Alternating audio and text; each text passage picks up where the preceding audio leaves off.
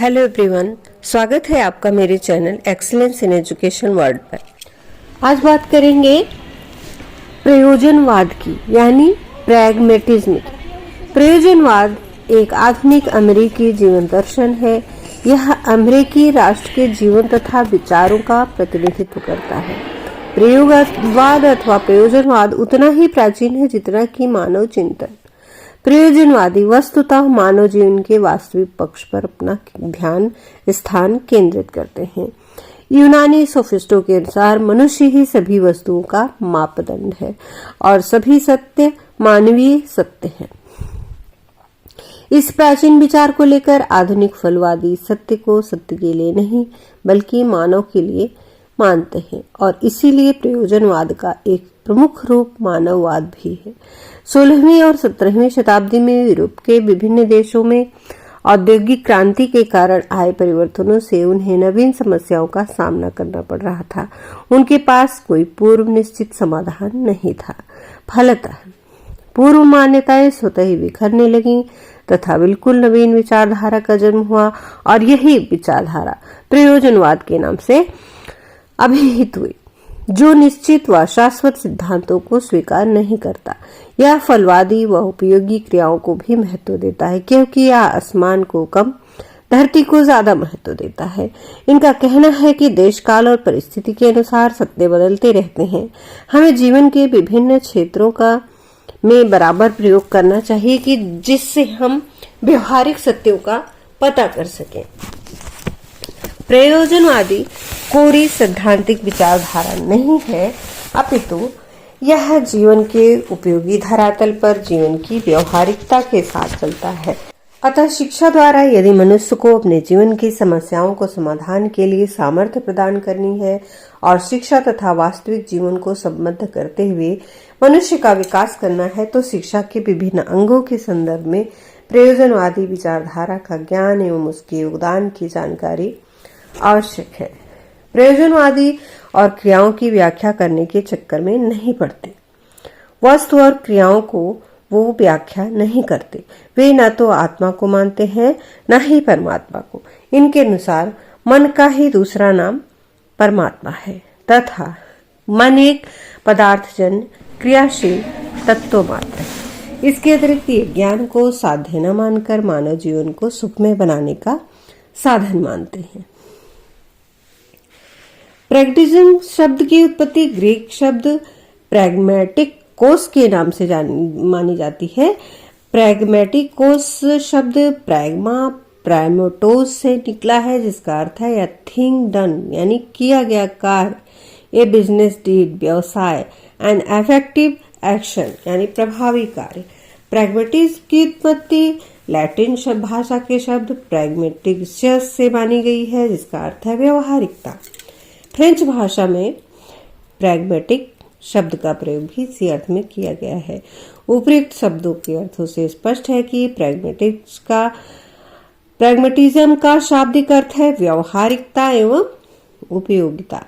Pragmatism वह दर्शन है जिसके अनुसार सिद्धांतों की सत्यता का निर्णय वस्तुओं तथा तथ्यों के व्यवहारिक परिणामों के आधार पर होता है। प्रयोजनवाद को प्रयोगवाद, फलवाद, व्यवहारवाद, उपयोगितावाद आदि नामों से भी जाना जाता है। प्रयोजनवाद के आधार पर हमें प्राचीन काल में भी मिलते हैं। हेराक्लिटस इस विचारधारा के प्रथम प्रवर्तकों में से माने जाते हैं। सोफिस्ट विचारधारा के प्रोटोगोरस विद्वान इसके आरंभ के प्रवर्तकों की श्रेणी में आते हैं, परंतु वह दार्शनिक जिन्होंने सबसे पहले इस संप्रत्यय को दृष्टिकोण पर ध्यान दिया वे थे फ्रांसिस बेकन। अगस्त काम्टे के दार्शनिक विचारों में भी कुछ इस तरह की विचारधारा दिखाई पड़ती है, जिसने अमेरिका के प्रयोजनवादी दृष्टिकोण पर प्रभाव डाला है। आधुनिक युग में प्रयोजनवादी विचारधारा के प्रवर्तक चार्ल्स सैंडर्स पियर्स माने जाते हैं। इसके बाद William James, John Dewey, doctor Sheeler आदि ने इसको आगे बढ़ाया। चार्ल्स सैंडर्स पियर्स ने यह प्रश्न उठाया कि किसी भी सत्य को जानने के लिए सबसे पहले यह पता लगाया जाना चाहिए कि उसको मानने से जीवन में क्या अंतर पड़ रहा है। किंतु बाद में जब विलियम जेम्स ने फलवाद संबंधी विचार उपस्थित किए तो पियर्स ने अपने से उसे भिन्न घोषित करके अपने दर्शन को प्रैग्मेटिज्म नाम दिया, जिससे कि उसे अलग पहचाना जा सके। पियर्स के विचारों को विलियम जेम्स ने आगे बढ़ाया और उसी ने फलवाद को एक संपूर्ण दर्शन का रूप दिया।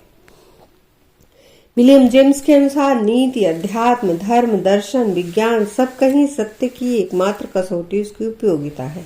अपनी पुस्तक में विलियम जेम्स ने बहुतत्ववाद की स्थापना की है, जिसके अनुसार संसार में जितने भी मनुष्य हैं उतने ही जीवन दर्शन है, उतने ही धर्म, उतने ही देवता हो सकते हैं।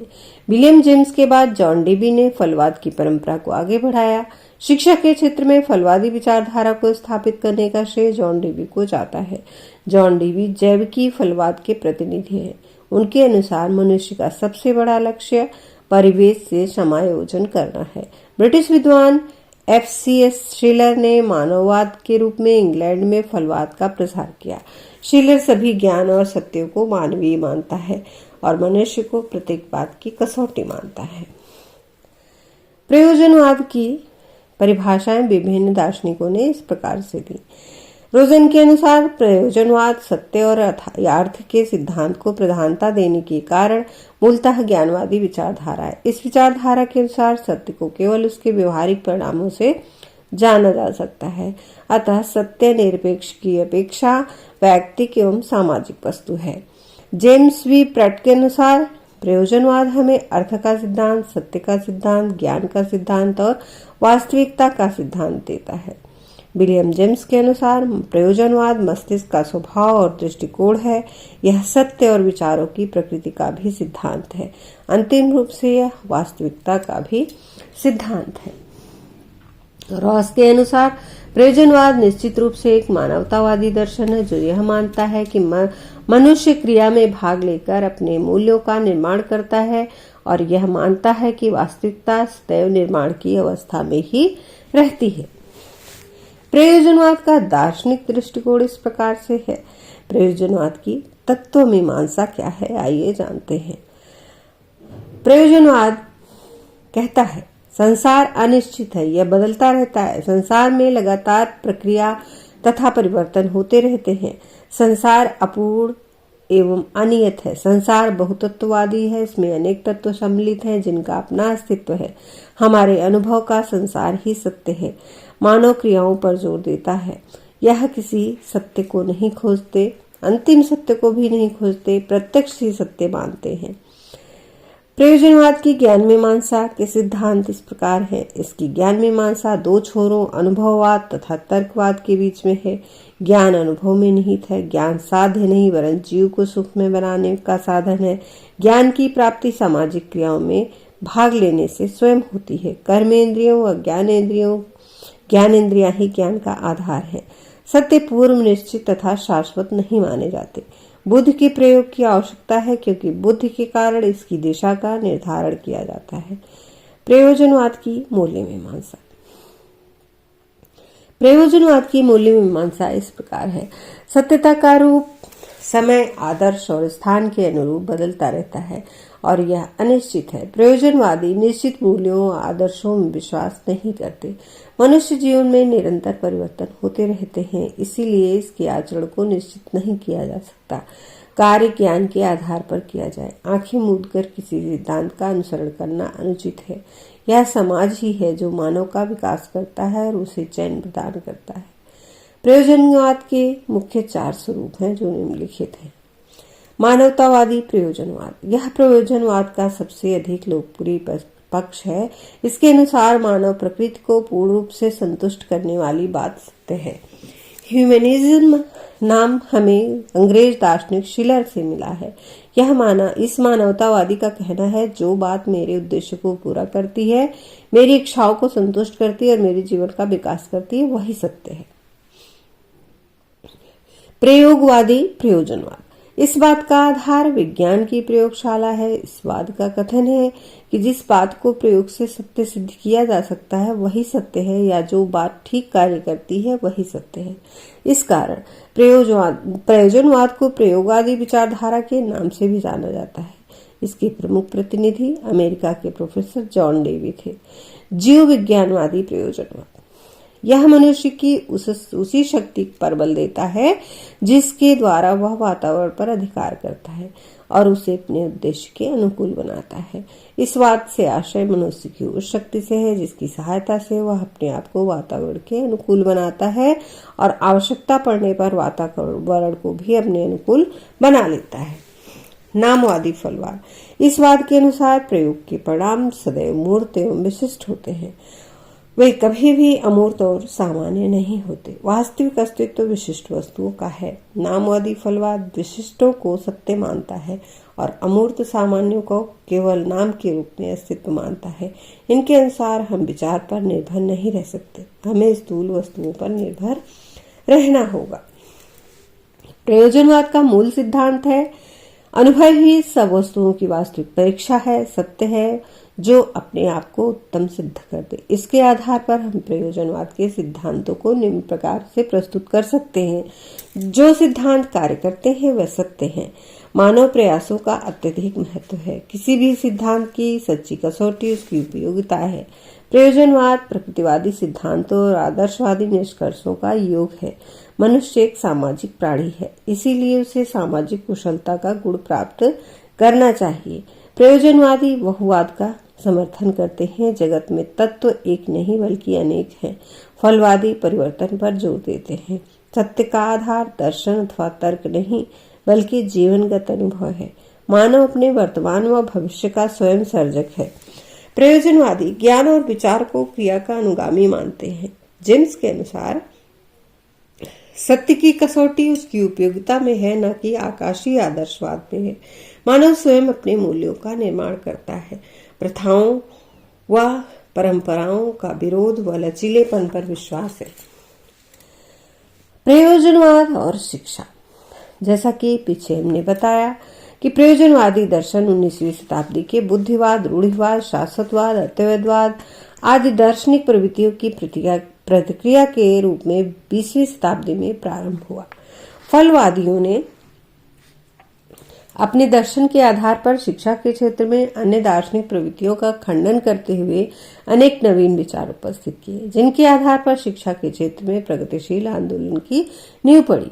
प्रयोजनवादी शिक्षा मनुष्य में वह सब क्षमताएं उत्पन्न करती है जिनसे कि वह अपने प्राकृतिक एवं सामाजिक वातावरण से समायोजन कर सके तथा अपने अनुभवों के आधार पर उनमें परिवर्तन कर सके। डीवी के अनुसार शिक्षा व्यक्ति की उन सब योग्यताओं का विकास है जो उसमें अपने वातावरण पर नियंत्रण रखने तथा अपनी संभावनाओं को पूर्ण करने की सामर्थ्य प्रदान करे।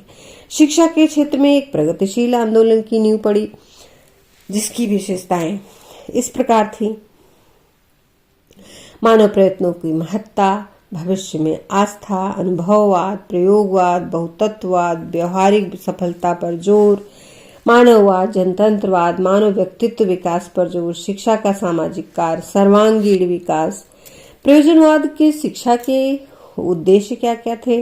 प्रयोजनवादी शिक्षा कोई निश्चित उद्देश्य नहीं निर्धारित करते। उनका कहना है शिक्षा के उद्देश्य स्थायी थोड़ी न बनाए जा सकते हैं, इसमें समय और मनुष्य की आवश्यकता अनुसार परिवर्तन किया जाना चाहिए।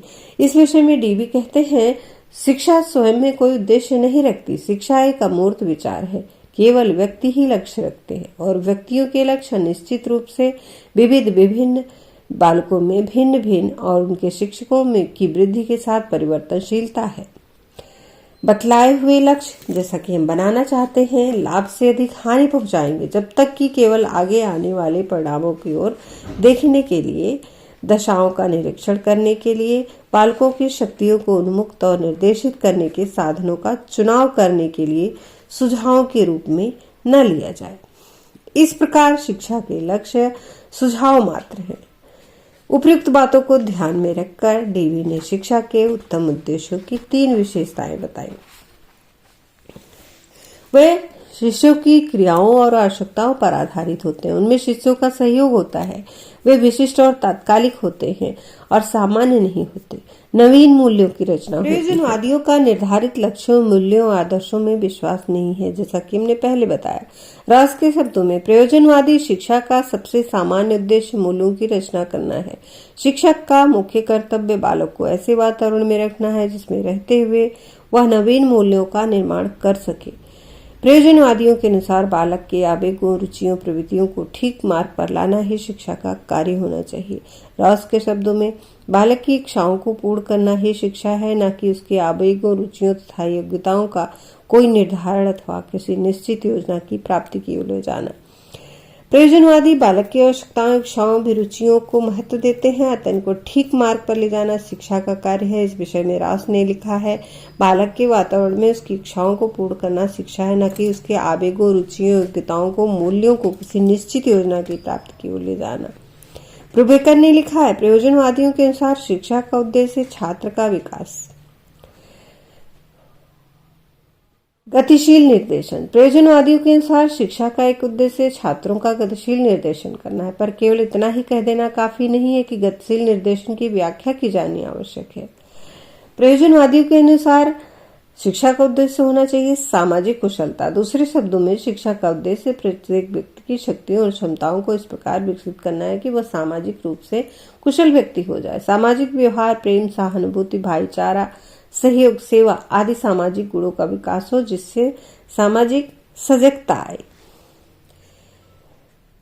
प्रयोजनवादियों का पाठ्यक्रम उपयोगिता को लेकर था। पाठ्यक्रम के निर्धारण के लिए प्रयोजनवादियों ने उपयोगिता का सिद्धांत प्रस्तुत किया है। इस सिद्धांत के अनुसार पाठ्यक्रम में उन विषयों का समावेश होना चाहिए जो बालक के वर्तमान एवं भावी जीवन के लिए उपयोगी हों तथा जीविकोपार्जन में सहायक हों। पाठ्यक्रम के विषयों के निर्धारण के लिए बालकों की रुचि, स्वभाव का निर्धारण ध्यान रखना आवश्यक है। पाठ्यक्रम बालक की क्रियाओं पर आधारित हो। स्वतंत्र, अर्थपूर्ण, उद्देश्यपूर्ण सामाजिक क्रियाओं का वही स्थान हो। इस सिद्धांत के अनुसार शिक्षा के पाठ्यक्रम के अनुसार सीधा बालक के अनुभव, भावी व्यवसाय, क्रियाओं से होना चाहिए। प्रयोजनवादी पाठ्यक्रम में विषयों के परंपरागत विभाजन की निंदा करते हैं। प्रयोजनवादी बुद्धि की समग्रता, ज्ञान की अखंडता में विश्वास करते हैं, अतः उनका कहना है कि वास्तविक ज्ञान अखंड होना चाहिए। छात्र को अलग अलग पढ़ने के बजाय क्रिया संबंधित ज्ञान प्राप्त करने के लिए प्रोत्साहित किया जाना चाहिए। निष्कर्ष रूप में हम कह सकते हैं कि प्रयोजनवादी लाभप्रद, लचीला, गतिशील, सुसम्मत पाठ्यक्रम चाहते हैं। ब्रूबेकर के शब्दों में वे क्रिया प्रधान पाठ्यक्रम चाहते हैं। उनका कहना है कि क्रियाएं शिक्षा को जीवन जैसा बनाने और जीवन को सत्य की प्राप्ति के योग्य बनाने के लिए आवश्यक हैं। प्रयोजनवादी शिक्षण विधियों में अनुभव से सीखना, करके सीखना, सीखने की उद्देश्यपूर्ण प्रक्रिया का सिद्धांत अपनाते हैं। सीखने की प्रक्रिया में एकीकरण का सिद्धांत अपनाते हैं, योजना पद्धति को अपनाते हैं, समस्या समाधान विधि को अपनाते हैं। और इस समस्या समाधान विधि के 5 सोपान है। समस्या के अनुभूत, समस्या का विश्लेषण, परिकल्पनाओं का निर्माण, परिकल्पनाओं का परीक्षण एवं मूल्यांकन। प्रयोजनवादियों के अनुसार शिक्षा का महत्व शिक्षक का कम नहीं है। प्रयोजनवादी अध्यापक को महत्व देते हैं। वो कहते हैं कि अध्यापक का प्रमुख दायित्व है कि बालकों की समस्याएं सुलझाएं और उन्हें उन समस्याओं का समाधान प्राप्त करने के लिए प्रेरित करें। अध्यापक को पथ प्रदर्शक और निरीक्षक की भूमिका निभानी चाहिए। शिक्षकों का कर्तव्य है कि वो बालकों की समस्याओं के प्रति संवेदनशील और उनके हल ढूंढने के लिए क्रियाशील बनाएं, जिससे वे अपने जीवन में किसी भी क्षण में समस्या का हल कर सके। प्रयोजनवादियों के अनुसार विद्यार्थी सबसे महत्वपूर्ण है। इनका मुख्य उद्देश्य बालकों के व्यक्तित्व का संपूर्ण विकास करना है। यह बाल केंद्रित शिक्षा का समर्थन करता है। प्रयोजनवादियों के अनुसार अनुशासन मुख्य रूप से सामाजिक होता है और यह सामाजिक अनुशासन सामाजिक परिवेश में सामूहिक और प्रयोजनमय क्रियाओं में सक्रिय भाग लेने से होता है। प्रयोजनवादी विद्यालय को एक लघु रूप मानते हैं। वे परंपरावादी विद्यालय के खिलाफ हैं। वे विद्यालय को सामुदायिक क्रियाओं का केंद्र मानते हैं। उनके अनुसार विद्यालय में ऐसी सजीव प्रयोगशालाएं होनी चाहिए जहां बच्चे वास्तविक सामाजिक स्थितियों के बीच कार्य कर सकें, निरीक्षण कर सकें, अनुभव कर सकें और आदर्शों की खोज कर सकें। अंत में प्रयोजनवाद का मूल्यांकन। प्रयोजनवाद का गुण यह है, आधुनिक वैज्ञानिक युग में प्रयोजनवादी दर्शन ने हमारे दिन प्रतिदिन के जीवन तथा शिक्षा दोनों ही क्षेत्रों में परिवर्तन लाने में महत्वपूर्ण कार्य किया है। प्रयोजनवादी शिक्षा को एक गतिशील सामाजिक और विकास की प्रक्रिया मानते हैं, जिससे उन्होंने प्रगतिशील शिक्षा को जन्म दिया। प्रयोजनवादी आत्मा परमात्मा के दृष्टिकोण से अलग होकर भौतिकवादी दृष्टिकोण को स्वीकार करते हैं। निश्चित रूप से शिक्षा के क्षेत्र में प्रयोजनवाद का सराहनीय योगदान है, परंतु फिर भी इसका सैद्धांतिक मूल्यांकन अनिवार्य है। प्रयोजनवाद शाश्वत मूल्य की उपेक्षा करता है। शिक्षा के कोई निश्चित उद्देश्य नहीं है, बालक अनुभव का केंद्र है। प्रयोजना विधि की परिसीमाएं हैं, क्रिया के सिद्धांत पर बल है, सत्य को परिवर्तनशील मानना अनुचित है, भूतकाल की उपेक्षा करता है। यह रस के शब्दों में प्रयोजनवाद नवीन आदर्शवाद के विकास के एक चरण मात्र है। यह नवीन आदर्शवाद जैसा होगा जो सदैव जीवन की वास्तविकता का ध्यान रखेगा और व्यवहारिक आध्यात्मिक मूल्यों का समन्वय करेगा। अगर आपने एक्सीलेंस इन एजुकेशन को सब्सक्राइब नहीं किया है तो प्लीज सब्सक्राइब कर लें और साथ ही बेल आइकन प्रेस कर दें, जिससे आने वाली वीडियो की नोटिफिकेशन मिलती रहे। और वीडियो को अंत तक जरूर देखें और अपने बहुमूल्य सुझाव कमेंट बॉक्स में भी दें। बेल को ऑल पर जरूर करें। वीडियो को लाइक करें, ज़्यादा से ज़्यादा शेयर करें और अपने बहुमूल्य सुझाव कमेंट बॉक्स में अवश्य दें। धन्यवाद। नमस्कार।